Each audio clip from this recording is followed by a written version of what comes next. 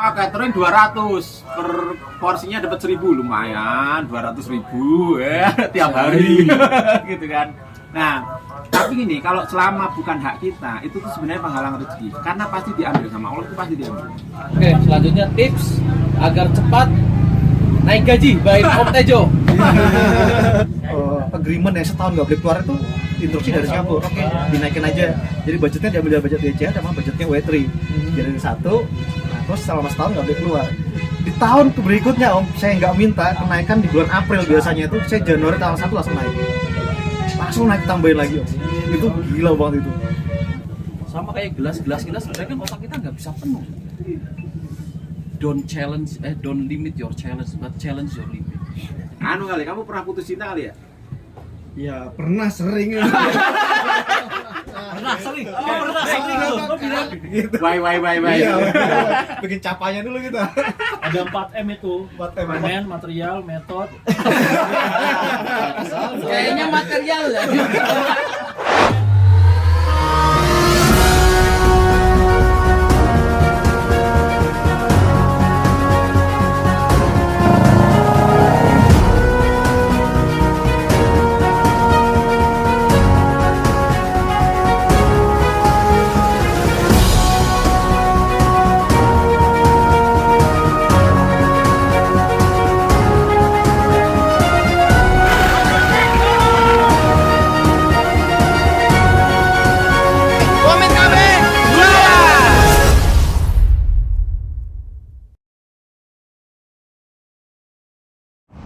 Halo, Assalamualaikum. Selamat datang di Komet KB Official YouTube channel, tempat di mana para IT berbagi cerita, pengalaman, dan juga keseruan.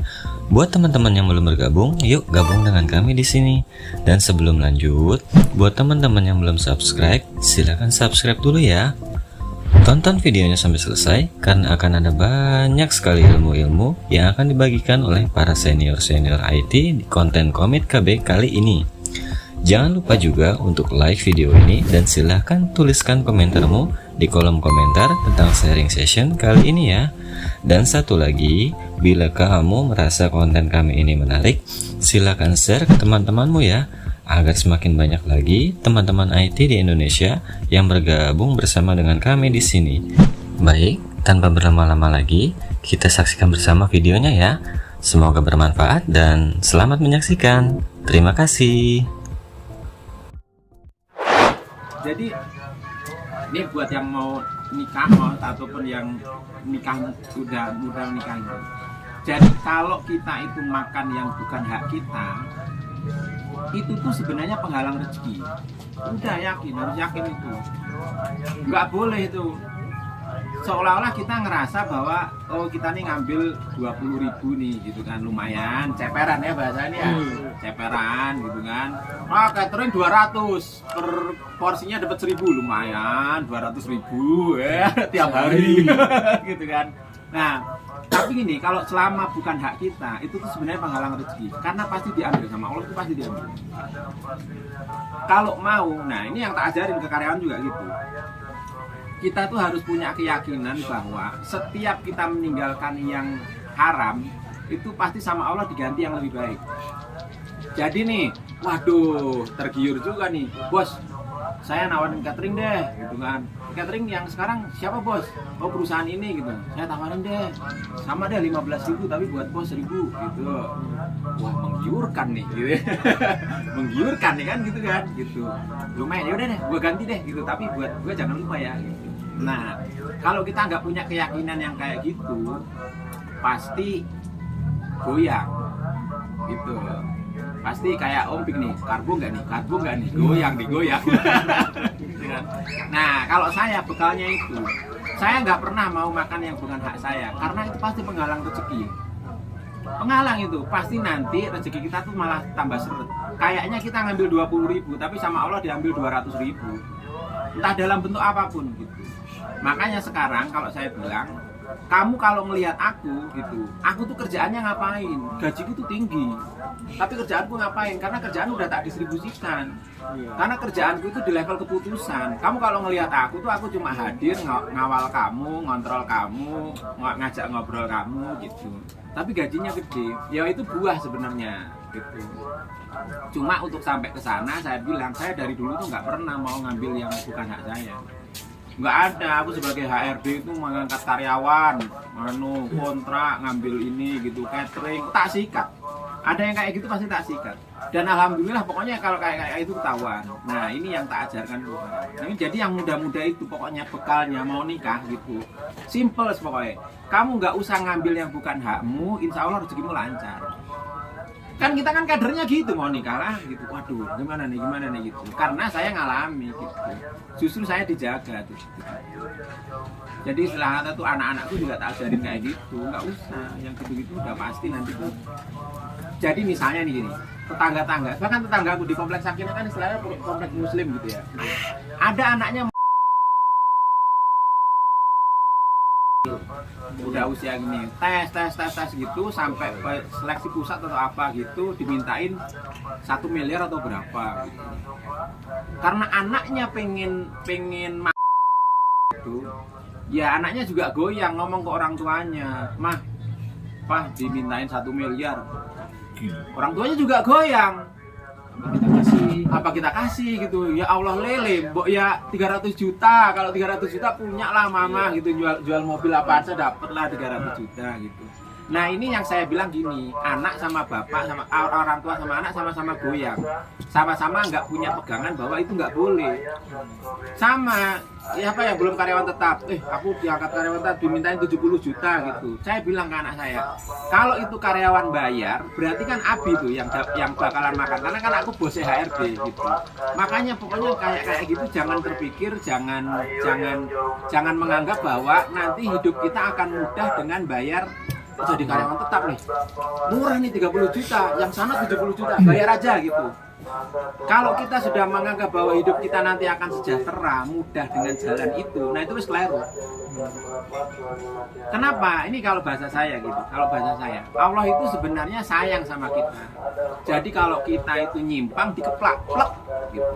Kalau kita salah, ditempeleng, tambah kacau, diangkat, diblenget-blenget gitu. Maksudnya itu diingetin gitu, supaya ketika menghadap kepadanya itu kita dalam keadaan bersih gitu. Makanya kalau kita tuh kadang-kadang dibikin susah itu maksudnya diingetin, ditempeleng nggak inget gitu, diantem nggak inget, tuh angkat cemplungin air kamu becek-becekin gitu. Nah itu pokoknya bekal itu. Jadi maksudnya jangan sampai kita ngerasa bahwa kalau kita itu dapat ceperan gini hidup kita mudah, enggak. Udah pasti itu dia hancur-hancurin sama Allah, itu pasti diuji, kamu udah dibersihin istilahnya gitu. Jadi justru kalau kamu mau pengen kayak aku gitu, udah tinggalin yang enggak. Saya itu termasuk gini. Aku jadi yo nggak terima pajakku itu dikorupsi. Oh bener, pengen itu nggak mas. Kalau mau tahu pajak itu seharga mobil baru PPHU itu setahun. Mobil baru PPHU itu.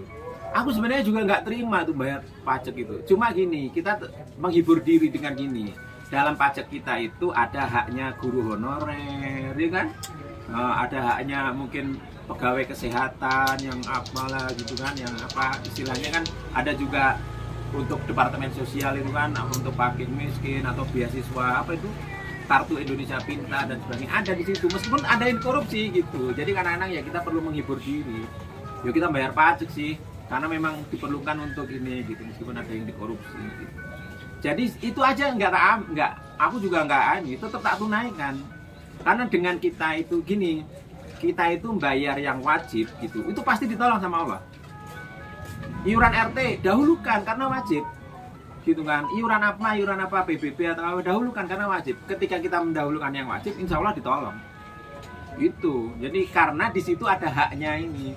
Jadi jangan sampai kita itu PBB nggak bayar gitu kan, terus PPH karena kita di bawah UMR nggak bayar, motor satu aja nggak dipajekin, begitu ngelewatin jalan berlubang, asem ini pemerintah ini, jualan jelek banget. pajak motor siji ora bayar lho kowe gitu. Terus kontribusimu ning negara ki apa kan gitu loh. Nah, ini apa namanya itu kadang-kadang ya apa new insight lah gitu kan, wawasan baru nih ke teman-teman. Jadi kadang-kadang kita gitu, wajib tunaikan dulu karena kalau ketika kayak utang, ketika kita menunaikan wajib pasti ditolong tuh, entah rezekinya dari mana aja. Wah kalau istilah kata cerita-cerita luar biasa, mah aku sendiri juga ngalami. Aku pernah loh, barangku tuh nyangkut impor apa ya, nyangkut gitu. Ya Allah, kenapa? Karena perizinannya itu bermasalah. Perizinan bermasalah. Wah satu tuh ngamuk gitu. Takon sana takon sini gitu, sebulan ngurus ini. Aku berangkat sendiri tuh sama stafku wes neng apa ya OSS apa itu, bukan yang nganu lah, ngurus perizinan dulu sampai itu pokoknya berhenti sholat nih. Pokoknya ya Allah, ini kalau sampai enggak 3 hari ini selesai gitu kan, aku sesuk diamuk bosku. Maksudnya aku dimarahin nggak apa-apa, cuma jangan sampai aku dibilang nggak jujur. Maksudnya gini, Fadil itu kenapa gini karena gini saya gitu kan. Terus nanti gimana ya, kita usahakan deh gitu. Kapan? 3 hari. Nah kalau nanti 3 hari nggak selesai, aku tuh dimarahin nggak apa-apa, cuma kalau aku dibilang nggak jujur ya kan 3 hari nggak selesai berarti kan kamu bohong ya gitu, misalnya gitu kan gitu. Wah beneran itu, alhamdulillah 3 hari selesai. Itu sujud syukur aku ngurus perizinannya pernah kayak gitu. Setiap sampai ini kok setiap ini tak sholati, aku pernah gitu. Pokoknya jangan sampai aku dibilang nggak jujur, karena aku nggak jujur. Kalau gara-gara kesalahan ini aku dibilang nggak jujur, aku sing ora trimo guru wae ya Allah, aku pokoknya berdoa nih gitu. Aku mah dimarahin biasa namanya, kita pernah jadi anak buah kan. Aku dari operator kan dulu. Dimarahin biasa, diamuk sajuk nabrak itu maksudnya kita kan milling ya, turun nabrak, buang material, welding gitu sudah pernah lah jadi engineer zaman dulu. Pernah buang material itu kan namanya ini kan, itu kan dimarahin ya, cuma bukan masalah nggak jujur kan gitu. Jadi pokoknya bekalian itu yang muda-muda itu, udah pokoknya nggak usah mikir yang bukan hak kita. Gitu. Tugas kita cuma mikirin yang punya kita aja, yang ada sama kayak semalam tuh, modal itu modal yang ada di tangan aja, jangan mikirin yang nggak ada di tangan. Kalau mau usaha gitu, mulainya dari segini ya udah segini, modal nikah ya itu.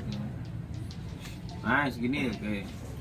Adanya stok cewek kayak gini nih, ya yang ada di depan mata aja lah yang dipikirin. Tinggal pilih A B C D gitu. Om Denny gas. Sing ora ono lho kok pikir lho maksudnya kan gitu. Sing ora ono kok pikir gitu. Tapi ya yang 1+1 ada, 1+2. Aku ini karyawanku kemarin loh, Ayah itu ya, kan ketemu kemarin Ayah itu. Kan yang main ke bengkel kan macam-macam ya kayak kalian gitu, teman-teman komik KB gitu. Itu teman apa Pak gitu? Itu teman apa? Kemarin itu temanku temen nongkrong, temanku main 2 hari.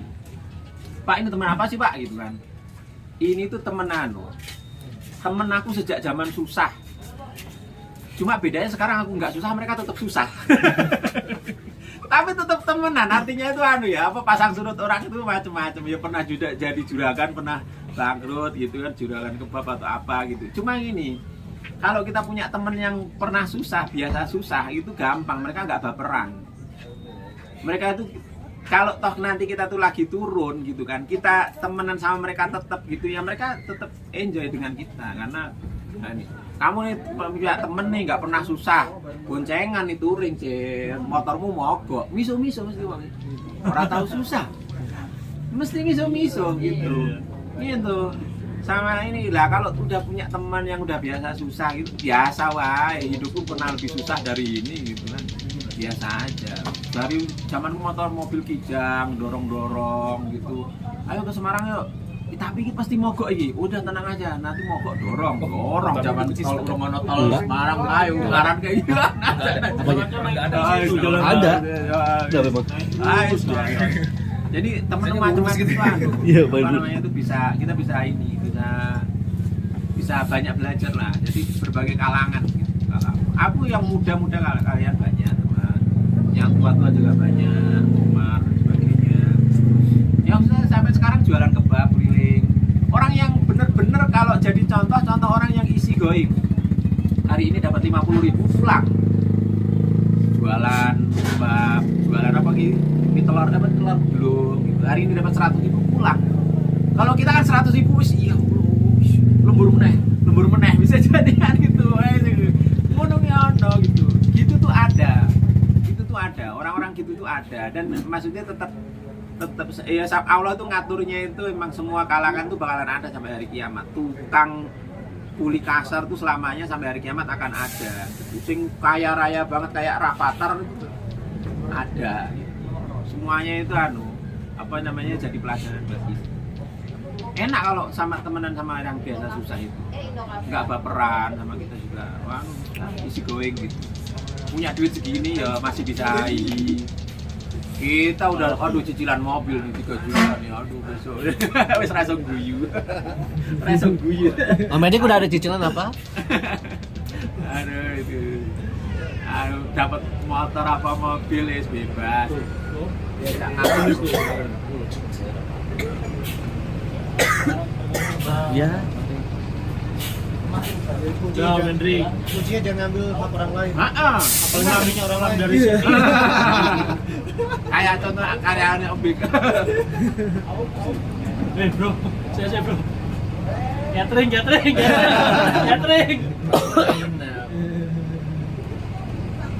Kenapa ini ingin 100.000 aja? 1.000 nggak main. Pokoknya kalau gitu mah udah dijamin tuh. Sama Allah rezeki jamin tuh. Yang mudah-mudahan. Termasuk jodoh yang ini. Tapi jodoh harus ikhtiar. Nggak boleh Yang nggak? ente pikirin sekarang teka-teki jodoh saya siapa, jodoh saya kayak gimana, jodohnya mancung apa enggak. Cewek itu ini apa? Istilahnya gini. Dia cantik oke ya, tapi ada yang lebih tinggi di atas itu, menawan. Maksudnya gini, ya mungkin parasnya biasa, tapi kalau dia bisa benar bersikap dengan kita, ya keluar camingnya itu. Kayak ayu gitu ya, gitu. Tapi pas kamu capek dia judes gitu, yo nganyel gitu. Pasnya nggak tepat kan gitu kan. Tapi bisa membawa diri gitu. Pas kayak gini supaya gimana gitu. Kapan berhiasnya, kapan Pelayanan biasanya. berarti. Nah ya pokoknya gitu. Nah itu apa namanya itu tadi charmingnya itu keluar ya. Kamu bisa terpikat dengan gitu. Nek wong lanang itu tanggung jawabnya. Ada apa-apa ditinggalin, wah wis ra pantes dadi wong lanang. Wah, lucu. Karena kesulitan itu yang harus ngadepi laki-laki. Lelaki itu tanggung jawabnya. Jangan lupa tidur. Ganteng tapi ra tanggung jawab. Wah, ra iso. Bangsat ini. Anak bangsat ini. Oh iya.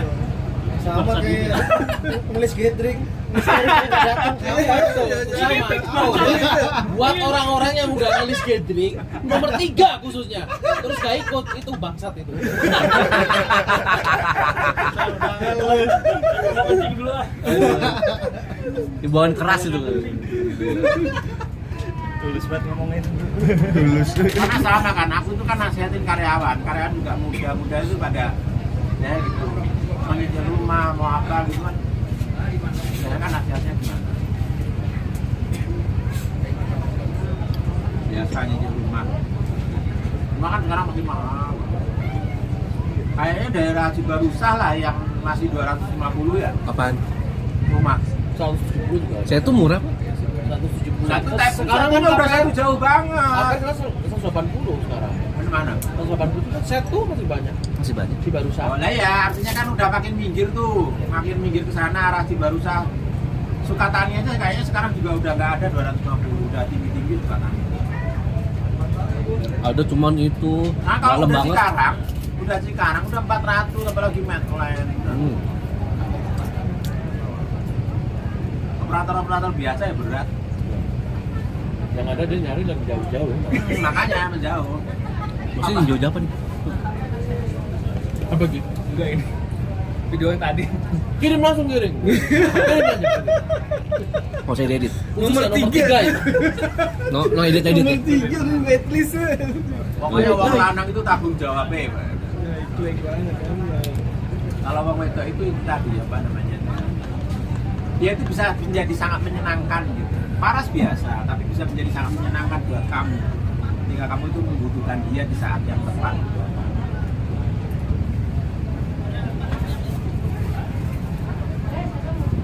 Oke, selanjutnya tips agar cepat naik gaji by Om Tejo.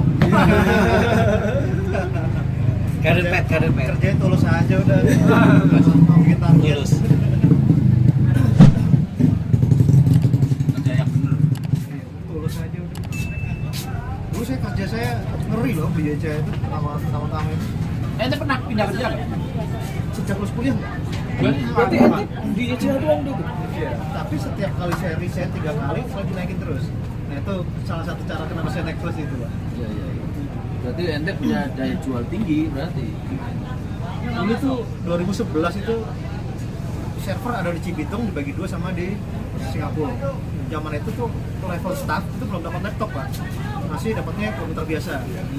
Internet zaman itu masih pakai modem. VPN masih belum ada waktu itu. Jadi kalau misalnya jam 5 pulang, nyampe rumah jam 6, jam 8 latihan baru masuk kantor lagi datang. Harus datang kantor. Jain. Dan itu level staff waktu itu belum ada lemburan. Mau datang mau kerja 24 jam, kapan aja udah paket. Nah paketnya kecil. Paketnya kecil banget itu, Pak. Jadi 6 bulan pertama saya bilang, Pak ini kerjanya begini. Karena waktu di awal HRD kan nggak ngasih tahu kalau kerja 24 jam gitu kan. Saya ngomong, Pak kalau perpanjang saya, ini hidup saya berat, Pak. Saya udah rencana pengen nikah, ini kalau nggak dinaikin saya akan keluar. Saya gitu. Akhirnya dinaikin sama dia. Saya mesti ngomong apa adanya ke HRD saya, karena dia interview saya, ngasih gaji saya, kerjaannya begini nggak sesuai dengan dia interview awal, saya sampaikan. Dinaikin 6 bulan pertama. Terus waktu itu perpanjang. Kontrak kedua kasih tahun saya nggak mau. Saya mau 3 bulan. Kalau bapak mau lanjut saya 3 bulan, habis itu tetap, kalau nggak selesai nggak apa-apa. Karena kan effortnya lumayan banget tuh, Pak tuh. 6 bulan kerja 24 jam, ibaratnya 24 jam saya hitungnya Karena belum bisa nge-remote ya. belum bisa remote. Waktu itu 2011 belum bisa. Gitu. 3 bulan diperpanjang, diangkat karena tetap, sampai gaji dinaikin lagi. Jadi kontrak kedua itu gaji naik terus ya tuh, naik terus. Terus setahun pertama, 9 bulan pertama itu ya. Terus setahun setengah ada departemen baru. Saya bilang ini setahun pertama ini saya support terus nih. Jadi ada departemen aplikasi, tapi belum ke developernya. Masih bagian support tuh, 24 jam support telepon support ya. Ini saya bikin target 2 tahun ini saya sudah pindah naik ke level kedua. Gimana caranya saya bisa untuk coding segala macam. Nah itu nggak nyampe 2 tahun, saya setahun setengah saya udah dapetin semua kodenya itu, logiknya sudah dapat kita pelajarin. Jadi waktu itu kan pertama kali start di logistik kok. Logistik itu 6 bulan pertama saya stres karena nggak ngerti flow-nya, barang masuk barang keluar, setiap project itunya beda-beda. Barang pengaturan barangnya, logic billing semuanya beda-beda tuh.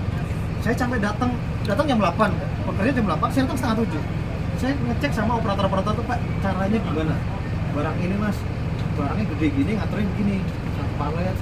Oh, ternyata sistem saya kelemahannya begini, sistem nggak bisa ngatur. Kalau barangnya begini, satu palet ukuran berapa? Itu kelemahan sistem saya waktu itu. Masih kecerdasan lokal. Jadi kalau misalnya barang datang customer ini, orang ini yang ngerjain. Oh, oke. Jadi waktu mau 2 tahun, mau yang kedua tahun, saya bikin inisiatif, saya bikin plan presentasi. Ini kelemahan sistem kita, Pak. Sekarang user ini kalau user yang nggak ada, Bapak akan keteteran. Gini tak bikin flow yang bagus. Flow-nya bukan flow development ya, tapi flow gimana caranya operator bisa naruh barang tanpa orang itu ada. Dari sistem saya tak bikin logic. Oh, di product master kita bisa bikin identifikasi, lokasi master identifikasi dari supplier identifikasi. Misalnya kita punya produk code yang sama dari supplier A supplier B, itu packaging beda-beda, produk code yang sama, itu kelirunya di situ. Jadi saya bikin rule begitu itu, tak tampilin ke bos saya tertarik. Akhirnya saya nggak dipindah ke development, saya dipindah ke project. Waktu dipindah ke project, saya bilang saya masih di IT atau pindah ke project. Awalnya itu Pak Tejo purely pindah ke project. Jadi bagian project itu bagian kalau sekarang nyebutnya business analyst, tapi project itu khusus buat customer baru. Untuk customer baru, saya harus mereka ke sana, barangnya apa, datangnya apa, logic billing gimana, operatornya berapa banyak operatornya, tak terjemahin ke sebuah sistem. Saya bikin atur, oh tak kasih developer ini loh, saya mau proses kayak gitu. Nah, 2 tahun lagi berarti 3 tahun setengah. Project manajernya pindah ke Singapura. Project manajernya kosong. Ada project manajer baru dari DHL, itu nggak nyampe 6 bulan udah keluar, nggak tahan. Akhirnya saya tawarin, Mas Tejo mau nggak pegang project manager? Terus saya sampaikan ke HRD saya, Pak sebenarnya project manager itu bukan passion saya sebenarnya ke IT.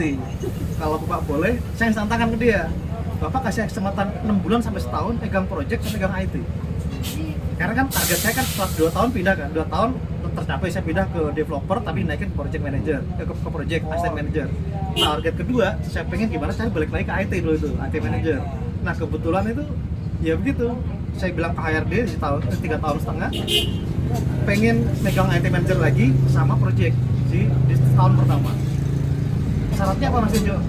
Kasih 3 syarat sama dia. Nggak ada syarat Pak, Bapak nggak naikin gaji saya nggak apa-apa, saya pengen belajar itu aja. Yang penting syaratnya itu orang IT itu dulu 3 orang yang interview saya masuk ke situ. Bapak bantuin saya gimana caranya cara ngomong ke mereka, saya bisa kerja di atasnya mereka. Itu dibantuin sama mereka Pak. Mereka 3 orang yang interview saya waktu masuk jadi anak buah saya, itu yang paling berat itu. Sulit minta ampun karena kan masih muda waktu itu. Gimana cara ngobrol ke mereka kan. Nah kebetulan bos saya itu baik, jadi karena saya megang 2 pekerjaan dikasih allowance saya itu nggak saya ambil. Saya ngobrol ke 3 orang senior saya tadi tuh, gini, Bang, ini saya udah dapat lumayan kenaikan, ini sampean gimana? Ya mau ngomongnya agak sengak gitu lah, gimana lo dulu yang interview gue, yang ngajarin gue, sekarang lo mau ngatur gue juga gue nggak mau gitu kan. Dia bahasa kasarnya begitu, tajak ngobrol gini, Bang saya dapat allowance segini, kita bagi 2 aja. Jadi allowance sekitar berapa tuh, 2,5 juta, kita bagi ber-4 dulu, dia ber-3, saya 1. Selama setahun pertama ini abang bantuin saya jadi asisten manager di IT, karena dulu asisten manajernya nggak ada. Saya bilangin kalau abang bisa perform nanti insya Allah tak naikin, saya begitu dulu, tak bantuin naik. Tapi kalau abang nggak bisa berarti 1,5 gaji ini nggak saya bagi lagi. Ibaratnya dia tak naikin secara informal, secara apa nggak sesuai organisasi gitu kan, tapi di dalam internal IT tak naikin jadi asisten manager, tapi HRD nggak. Jadi secara pekerjaan saya bilang ke orang aplikasi, nanti setiap ada aplikasi laporin ke bank ini, karena ya udah biar dari tangan kanan lah ibaratnya gitu. Nah itu Om, saya 4 tahun lebih 2 bulan itu orang sales manajernya YCH pindah ke DHL, jadi senior manager di sana. Saya ditarik ke sana, Mas mau nggak ikut saya? Mau Mbak, saya bilang gitu. Di gini gajinya sekian, oke good, 2 kali gaji YCH. Ini trik yang jelek ini jangan diikut ya. Tapi banyak digunakan ya. Banyak gini, waktu itu saya gaji saya kan kecil di YCH, pertama kali kecil loh. UMR cuma dari 15 ribu pertama masuk 2011 itu. Terus selama 4 tahun pertama itu naiknya udah lebih 3 kali lah waktu itu. Nah, terus waktu pindah ke DHL, gaji saya naik 2 kali lipat di sana. Terus dikasih offering letter kan, offering letternya itu tak bawa ke YCH, tapi nggak pakai nilai asli, tak tambahin 7 juta lagi. Jadi misalnya dia nambahin 2 kali lipat, tak tambahin 7 juta lagi, tak edit PDF, tak kasih ke HRD. Tak kasih ke trik saya itu dulu tuh. Trik saya Pak, dapat offering letter. Waktu itu ada project migrasi sistem gede-gedean itu Pak. Jadi semua presiden Campina migrasi sistem ke sistem baru. Jadi dulu dari SAP yang lama pindah ke HANA. Itu kalau nggak ada IT manager itu pasti mati itu. Wah itu saya manfaatin kesempatan itu, pas banget momen itu.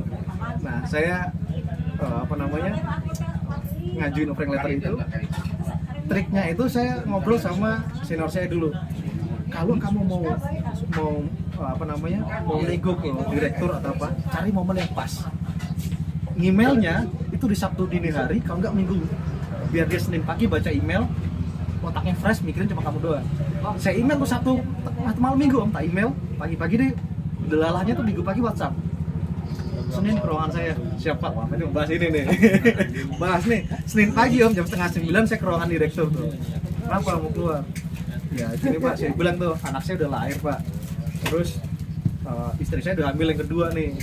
Kalau saya nggak punya mobil, repot Pak, kemana-mana naik motor gitu kan. Ini anak saya udah ngeluh terus kalau pengen main segala macam naik motor gitu kan, karena udah gede 3 tahunan gitu. Nah, ya udah dapat offering berapa? Segini Pak.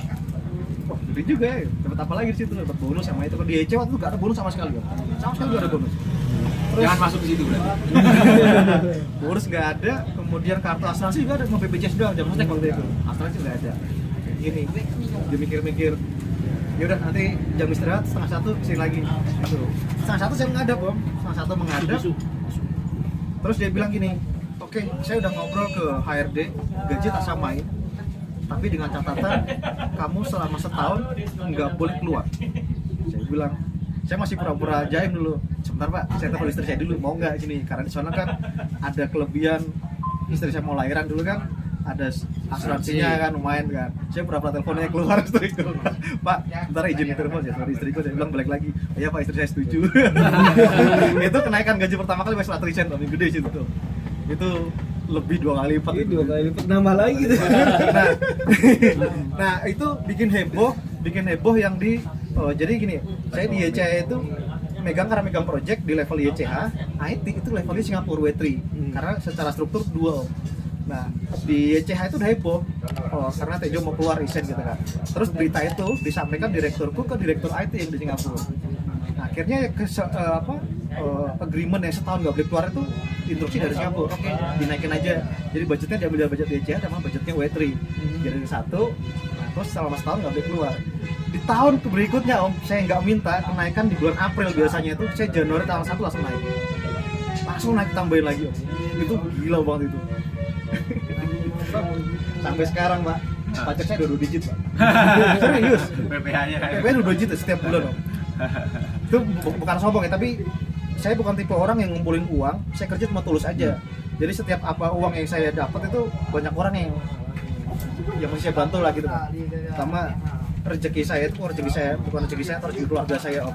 Ada mertua saya, ada orang tua saya, ada kakak, orang tua. Nah, kakak ipar. Pokoknya yang saya bantu dulu selama ibu saya minta aku tak turutin meskipun saya utang-utang. Dia nggak tahu kesulitan saya gimana, tak turutin. Karena yang doain saya itu ibu saya itu. Waktu saya mau pindah kerja itu saya telepon ibu, Bu, dapat ini. Ibu saya berdoa doang gitu. Deh nggak usah pindah, situ aja. Ya udah saya turutin. Itu nggak tahu orang tua bilang apa begitu sih itu. Nah, sekarang kemarin Om 2020 Covid pernah 2022 ya? 2022. Kakak saya PNS dua-duanya yang di Kalimantan Om, guru SMP semua di pedalaman. Saya ke sana, suaminya meninggal. Kakak saya lagi hamil 8 bulan. Jadi anaknya 2, lagi hamil 1. Terus kan repot nih, ibu saya di kampung nangis-nangis tuh kan. Tuh, mbakmu dibalikin pulang ke sini gitu. PNS ini kalau pindah Pak, mutasi dari luar kota belum tentu gila bisa. banget Pak.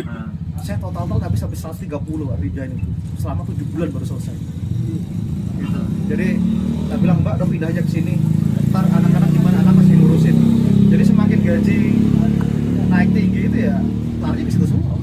Saya bukan orang yang wah mobil saya gede mau apa rumah gede, enggak, sama aja kayak teman-teman tuh. Rezeki buat mereka semua itu. Mereka yang doain ya, karena mereka yang doain ya jadi rezekinya buat Tangannya mereka ke sini. semua. Mereka semua gitu. Bro, aku udah bulan paling cuma ngabisin 1,5 paling. Buat kopi, direk kopi udah itu.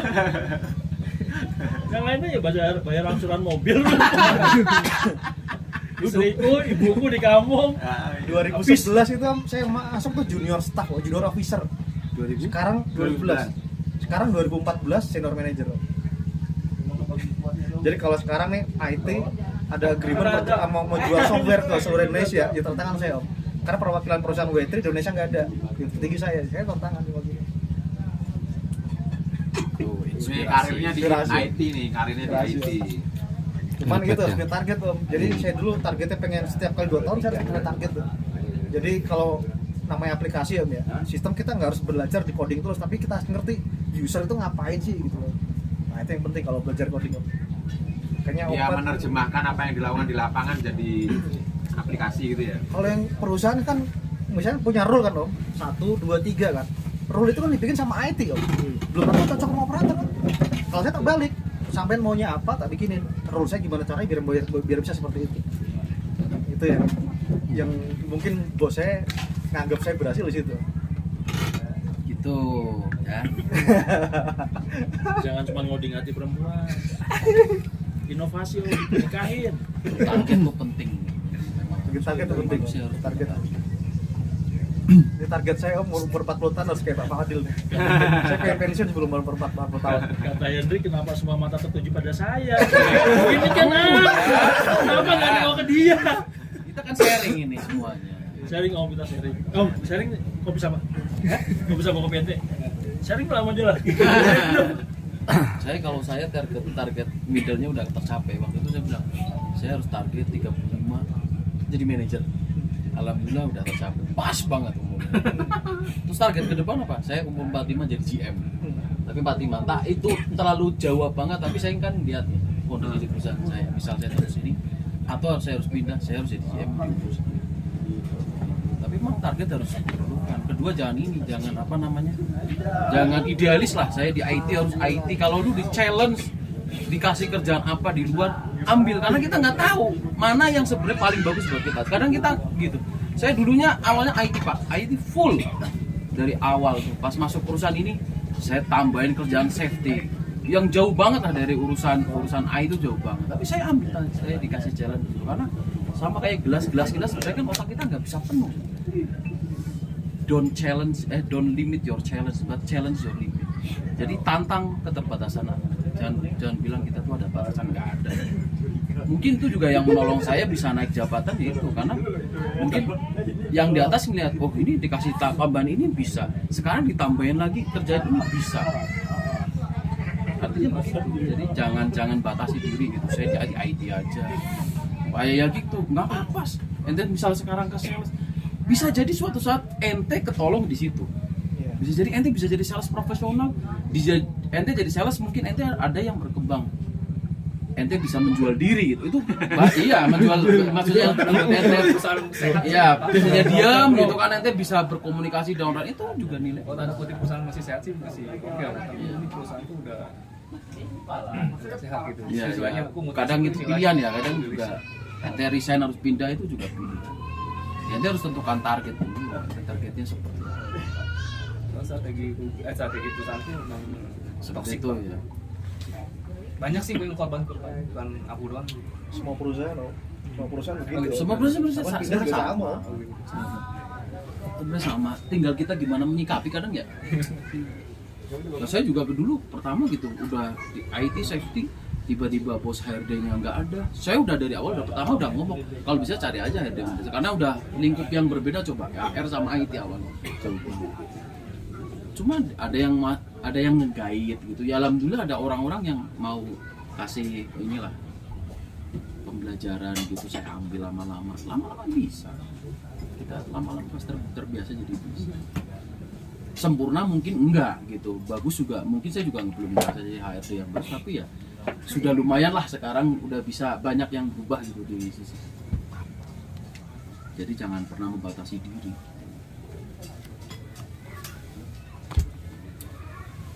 Wes, jam 10.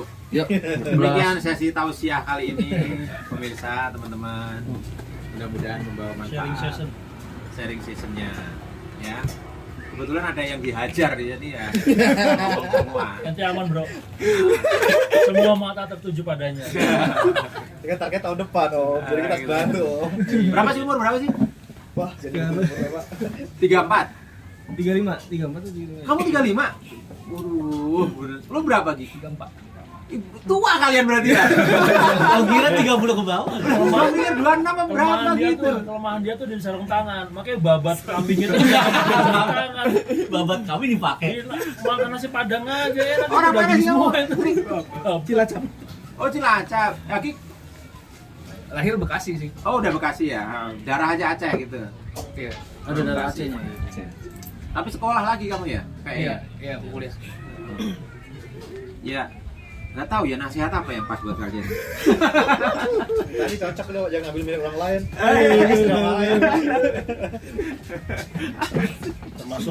termasuk kalau udah jadian sama orang tuh cewek jangan lu sikut juga, jangan. Kalau jadian nggak apa-apa. Iya. Bendera kuning belum melengkung ya. Nah. Oh, iya. Kalau jagi lipar lagi selama bendera kuning belum berkibar. Terus udah kuning. Sama. Bendera kuning. Iya, keren bendera kuning. Berarti kalau 35 kan masuknya milenial Mas, bukan Gen Z. Milenial. Anak 80-an kamu berarti. 89. Hah? 89. Iya, Beda 2 tahun maksudnya? Iya, 80. Gen Y ke milenial. Beda 3 tahun sama saya, beda 2 tahun sama. Gen Y ke milenial, kalau aku kan Gen X. Kalau Gen Z tuh kan kadang-kadang orang bilang kan banyak khawatirnya tuh. Harusnya mah milenial sama ini nggak usah terlalu banyak khawatir. Kita ini generasi perjalanan ini amat sangat memilukan.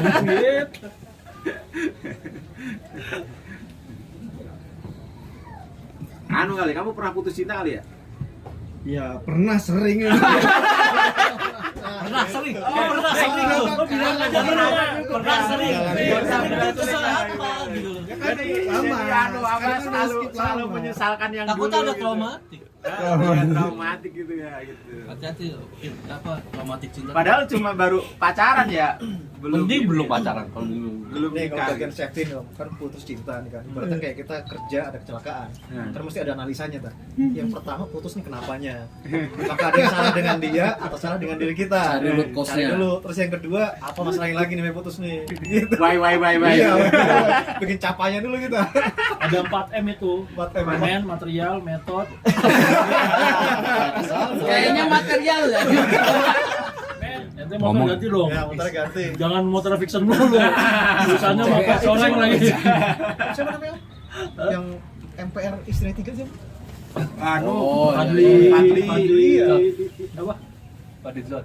Bukan. Bukan. Laura Fadil. Laura Para Fadil bukan Sam Fadil ya. Dia kan setelah ganti motor ranking jadi istri 3 Om. Sebelumnya nggak dapat cewek dia. Kalau dia pernah diwawancarain, dia punya istri. Kan diwawancarain sama si Tukul bukan empat mata kan. Ini gimana bisa dapat istri kedua gitu kan. Saya ngeliat ketemu dia di jalan. Dia cantik. Iya. Langsung saya ngomong sama istri pertama, Dek, saya suka sama dia. Boleh nggak saya nikahin dia? Sama istri yang pertama langsung boleh kalau kamu bisa adil. Akhirnya diantarin sama istri pertama, sowan ke istri yang ke cewek itu mau ngelamar dia mau. Nah, istri pertama udah oke kan. Akhirnya jadi yang kedua, istrinya 2. Istri yang ketiga sama seperti itu. Gitu. Jadi udah dia mentok di 3 istri aja. Enggak, dia pernah Rumah tinggal 4. ya. Dia pernah 4 tapi gagal. Oh gagal. Jadi orang tuh ada balance-nya di mana gitu. Saya iki di record iki ya. Kok dikirim nang gune banget Fadil. Oh ya bener tuh Mas. Waktu acara mata Mas. Tak kirim neng Mbak Novi ya. Aku lama lagi. Ngeri. Anu, jadi gini. Kalau urusan pos 1, pos 2, kamu mau istri berapa? Gini. Adil itu bukan syarat. Adil itu bukan syarat. Karena syarat itu harus ada di depan. Kamu mau sholat, syarat sahnya apa? Wudu kan? Wudu harus ada di depan. Kalau rukun sholat apa? Takbiratul ihram. Rukun itu yang ada di pada aktivitas itu. Kalau nggak ada itu maka sholatnya nggak sah. Makanya adil itu bukan syarat. Karena syarat itu harus ada di depan. Jadi kamu mau nikah berapa, syaratnya adil? Nggak ada. Syaratnya cuma ya ijab qabul sah gitu doang. Gitu. Nah, kalau istri 1, 2, 3 atau 4 itu rezeki aja. Ada orangnya lah, yang tadi tak ceritain itu istrinya 2. Nggak punya duit tapi istrinya 2, 3 ada. Karena memang Allah yang ngatur. Ada yang kaya banget gitu, istrinya cuma 1, udah gitu nggak punya anak. Temenku loh sak pabrik operator bertahun-tahun utangnya oke, anaknya 10. Mewah, anaknya 10. Kembarnya berapa ya? 2 atau berapa gitu. Itu ada. Jadi maksudnya itu gitu itu prinsipnya rezeki aja. Allah yang ngasih aja. Kalau kamu itu melihat anu apa namanya itu, 2, 1, 3 gitu. Ya wis masing-masing ada bagian dewe-dewe. Jadi wis santai wae sama. Satunya punya mobil, satunya punya motor gitu. Satunya mobilnya 4, satunya mobilnya 1 gitu sama. Istri juga gitu aja, santai aja. Sebagiannya dewe-dewe gitu. Kalau sanggup ya nggak apa-apa. Karena ada yang pengen sanggup, ada yang pengen nggak sanggup. Nah gitu. Ada yang sanggup nggak pengen, kaya banget tapi emang nggak pengen nikah lagi gitu. Itu gitu. Itu sama gitu. Ini ntar di Kerawang, Om Deddy sama Om Irfan berdua nih. Ngopi dulu yuk. Gimana kita? Karena kita sama-sama baru 1, 3 tahun. Lu ngomong sama Dilan dulu nih. Jangan lu ngomong kabarin gue ya. Kopi di teteh. Jadi itu tuh aja, wis itu rahasianya Allah aja. Bisa jadi kamu saat ini wah nggak apa-apa 1 aja, nggak kepikiran gitu. Jangan-jangan pas tua kamu ketemu jodoh lagi, bisa jadi. Bisa jadi itu, santai wae. Aku ya, ini juga gitu, wis itu tuh rahasia Allah, nggak usah dipikirin. Aku nanti mau nikah lagi. Ya nggak tahu lah. Ini Mas Bambang setelah ngiatin ya. Ya nggak tahu. Udah ketemu jodoh lagi sekarang. Bro, disahkan wae, Bro. Enggak jangan. Ini nggak tahu, nggak ada yang tahu. Ini rahasia. Sama, kamu nanti anaknya berapa? Pengen 3, pengen. Gitu.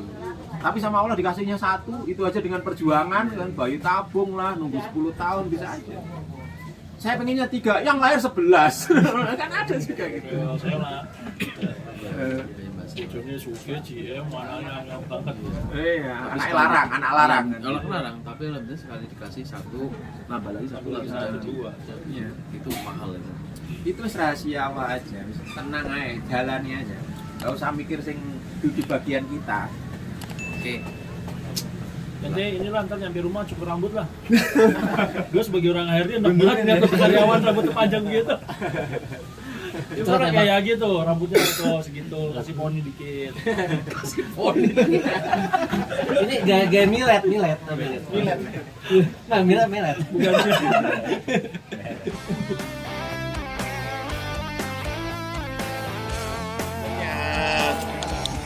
Kita tunggu next trip. Oke. Mana 4 bisa.